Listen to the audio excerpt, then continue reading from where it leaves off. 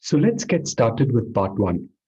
In part one, I'm going to cover some of the basic concepts involved in data exchange over the internet. I will go into a bit of the background for these concepts, and I'll talk about some of the issues that are involved with these concepts as well. First, let's look at the basic building blocks for data exchange across the internet. The first thing we need is the infrastructure or the technology itself. This is commonly called internet. Internet is nothing but a global system of interconnected networks that are linked by a variety of hardware. The hardware could be wireless hardware, it could be optic networks, and so on. In other words, Internet is nothing but a network of networks. For it to function, it requires a set of rules. These rules are commonly called protocols. Protocols govern the exchange of information across the internet, and they basically define how information should be packaged into small packets and how these packets should be routed through the different nodes of the network to reach its destination. There are different protocols available at the low level. That means at the level of the actual routing of the data is protocols referred to as TCP/IP or the Transfer Control Protocol / Internet Protocol. TCP/IP is a set of rules that define how data needs to be converted into small packets and how these packets should be transported through the internet. The second important building block is the service itself. This service is referred to as the World Wide Web. While internet provides the actual infrastructure for data exchange, WWW or the World Wide Web is a service that allows for this data exchange to occur. Using the service, any user or a client can request for a web resource, which could be a web page, which could be a movie, which could be a song, which could be an image, and so on. Basically, a web resource is any sort of downloadable media, starting from a web page to all the way up to movies and videos. Tim Berners-Lee was the inventor of the World Wide Web. Everyone probably knows about him. Everyone knows about his invention. It was originally created in 1989 when he was working at CERN. The third important building block for data exchange is the web browser. It is the actual application that allows the user to use the World Wide Web service. Basically, it is nothing but a software that allows for retrieving, presenting, and traversing any web resource. The earliest web browser was developed, of course, by Tim Berners-Lee in 1989. It was originally named World Wide Web itself, but to differentiate the service from the application, the web browser was renamed as Nexus in 1990. The Nexus web browser looks something like this. It's it's fairly basic in its form and in its function. The first website that was actually created was info.cern.ch, and it was created by Tim Berners-Lee. This website contained all the information about projects that were happening at CERN, and it allowed for users to access this sort of information. Now, we all know that the World Wide Web is a service through which you can access certain web resource. When this sort of access is happening, there are two types of entities involved. They are the client and the server. The client is any user or application that wants to access a web resource. So for example, if I am sitting behind my computer, I open Google Chrome and I'm looking for tilburguniversity.edu homepage, then I am the client and the web resource that I'm looking for is the homepage of Tilburg University. On the other end is something known as a web server. Web server is any computer or data center which contains the web resource that a client is looking for. So remember, every web page that exists should be present in some web server or the other. And these web servers are located in different places across the world. For example, the tilburguniversity.edu webpage is located in a web server that is present in Amsterdam. Now there are more than 75 million web servers, and to actually look at the scale, in 1993 there were just about 500, and in 1989 there was just one, which was Tim Berners-Lee's computer. Most organizations have several web servers. For example, Google has over 900,000 web servers. So when we look at the client server model, there are some key terms that we need to look at. You have probably heard of all these key terms, but let's try to refresh them. First is URL. URL is not refers to Universal Resource Locator. It is nothing but a unique way to represent a web resource on the internet. For example, when I type www.tilburguniversity.edu/campus, the string that I typed is the URL itself. So remember, every web resource that exists should have a unique URL. The second important term is HTTP. It refers to Hypertext Transfer Protocol. Remember, I said protocols are rules through which you can exchange information over the internet. Well, HTTP is just another type of protocol.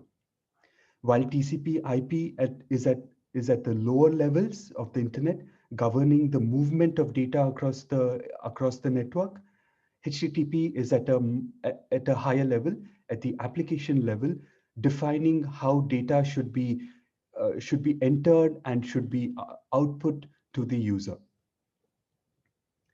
So basically, HTTP is a set of rules that is used by web clients to make requests for a web resource, and it is a set of rules that a web server follows to respond to a request made by a client. Notice there is an interesting term in this acronym, hypertext. Basically, hypertexts are special texts that are used to move from one section of a document to another and from one document to another. In other words, these are just links that exist in any document. The third important term is HTML. It refers to Hypertext Markup Language. As the name suggests, it is nothing but a language that is used to create web pages. So markup languages are basically document languages that are specifically designed for building documents that use a lot of hypertext or a lot of links. I know I introduced a lot of terms and a lot of concepts in the previous few slides. Now let's try to summarize all of them in an illustration. Assume that I am sitting behind my laptop and I open Google Chrome and I type in www.tilburguniversity.edu/campus. I am the web client and Google Chrome is the web browser. The web resource that I'm trying to request is www.tilburguniversity.edu/campus. And that string itself is the URL.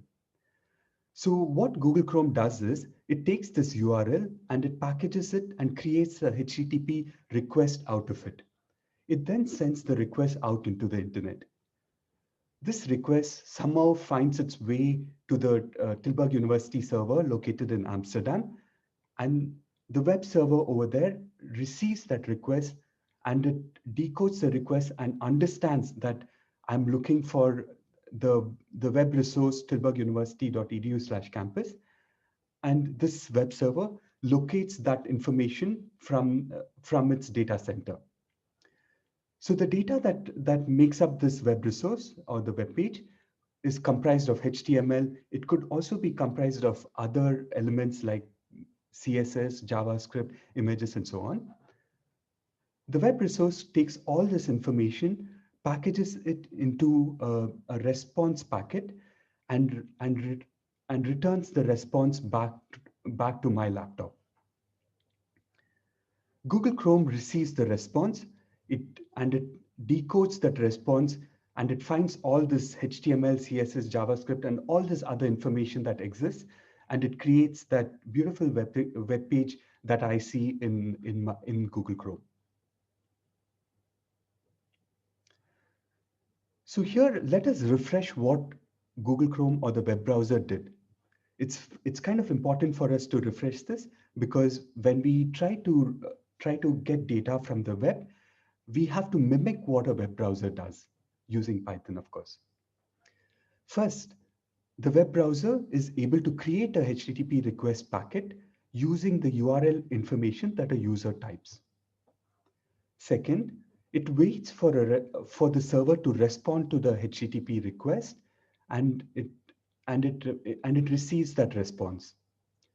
Third, it opens the response packet, it sees all the information in the response packet, and it is able to convey it as a web page that we see in our browser.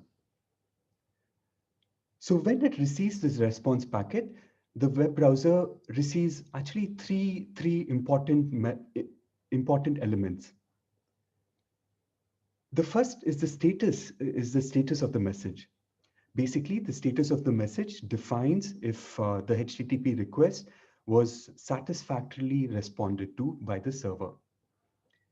If the status line says 200, which is a code, it means that everything went well and the request was well received and responded to.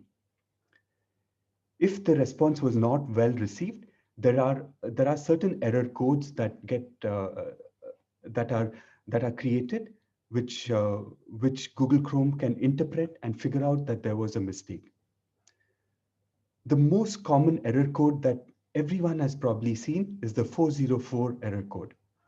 It basically means that the web resource that I was looking for was not located anywhere. It does not exist in the web server. The second part of the response is the header information. The header information contains some metadata about the message body itself. It contains certain elements like the date and time and encoding of the message body. The third part of the response is the message body itself. This is the largest part, of course. This contains all the data that is necessary to build the web page. It contains the HTML information, it contains pictures and videos, and so on. Just to summarize, the message body looks something like this. The HTTP response message looks something like this. The first part is the status line, which tells if the response was well received and responded to. And if you receive 200, everything is good. If you receive 404, for example, things are not going too well. The second part is the header information. This contains certain metadata information regarding the client, regarding the server, and regarding the type of content that exists, that is contained in the response. And finally, the last part is the message body itself, which is the largest part of the response. It contains all the HTML content, all the text, all the videos that is used to create the web page. So that's it. In part 2, we will look at this message body in detail. We will see how the response could be unstructured or structured. And if it is unstructured, we will see how we can use the process of web scraping to collect the data we need. And if it is structured, we will see how there are APIs available for us to make sense of this structured data. So thank you for your attention, and I look forward to the live Zoom session.